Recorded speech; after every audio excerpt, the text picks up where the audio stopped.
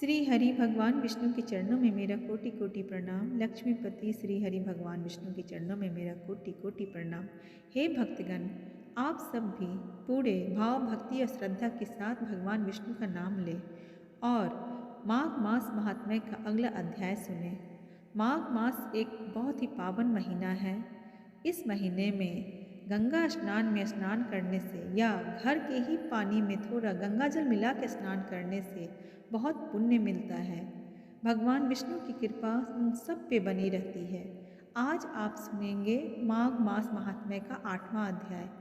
अध्याय को बहुत ही भाव भक्ति और श्रद्धा के साथ सुने। 8वें अध्याय के अनुसार यमदूत कहने लगा कि तुमने तो बड़ी सुंदर वार्ता पूछी है। यद्यपि मैं पराधीन हूँ, फिर भी तुम्हारे स्नेहवश अपनी बुद्धि के अनुसार बतलाता हूँ। जो प्राणी काया, वाचा और मनसा से कभी दूसरों को दुख नहीं देते, वे यमलोक में नहीं जाते। हिंसा करने वाले वेद, यज्ञ, तप और दान से भी उत्तम गति को नहीं पाते। अहिंसा सबसे बड़ा धर्म, तप और दान ऋषियों ने बताया है। जो मनुष्य जल या पृथ्वी पर रहने वाले जीवों को अपने भोजन के लिए मारते हैं, वे कालसूत्र नामक नरक में पड़ते हैं और वहाँ पर अपना मांस खाते हैं और रक्तपीप पान करते हैं तथा पीप की कीच में उनको कीड़े काटते हैं। हिंसक जनमांग, काने, कुंवरे, लूल्हे, लंगड़े, दरिद्र और अंगहीन होते हैं। इस प्रकार इस लोक कथा परलोक में सुख की इच्छा करने वाले को काया, वाचा और मन में दूसरों का द्रोह नहीं करना चाहिए। जो हिंसा नहीं करते उनको किसी प्रकार का भय नहीं होता। जिस तरह सीधी और टेढ़ी दोनों प्रकार की बहने वाली नदियाँ समुद्र में मिल जाती है, वैसे ही सब धर्म अहिंसा में प्रवेश कर जाते हैं।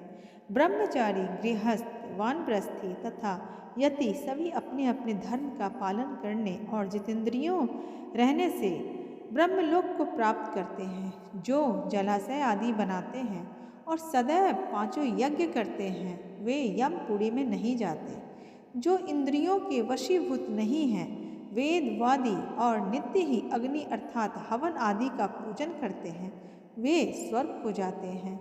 युद्ध भूमि में जो शूरवीर मर जाते हैं, वे सूर्यलोक को प्राप्त होते हैं। जो अनाथ स्त्री शरण में आए हुए तथा ब्राह्मण की रक्षा के लिए प्राण देते हैं, वे कभी स्वर्ग से नहीं लौटते।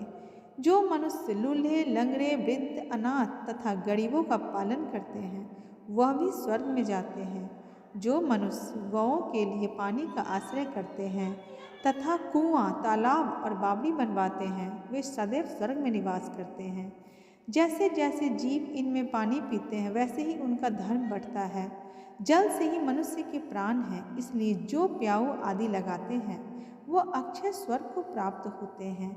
बड़े बड़े यज्ञ भी वह फल नहीं देते जो अधिक छाया वाले वृक्ष मार्ग में लगाने से देते हैं। जो मनुष्य वृक्ष रोपण करता है, वह सदैव दानी और यज्ञ करने वाला होता है। जो अच्छे फल और अच्छी छाया वाले मार्ग के वृक्षों को काटता है, वह नरकगामी होता है। तुलसी का पौधा लगाने वाला सब पापों से छूट जाता है। जिस घर में तुलसी वन है, वह घर तीर्थ के समान है और उस घर में कभी यमदूत नहीं जाते। तुलसी की सुगंध से ही पितरों का चित्त आनंदित हो जाता है और वे विमान में बैठकर विष्णु लोक को जाते हैं। नर्मदा नदी का दर्शन, गंगा का स्नान और तुलसी दल का स्पर्श, यह सब बराबर बराबर फल देने वाले हैं। हर एक द्वादशी को ब्रह्मा भी तुलसी का पूजन करते हैं। रत्न, सोना, फूल और मोती की माला के दान का इतना पुण्य नहीं जितना तुलसी की माला के दान का है।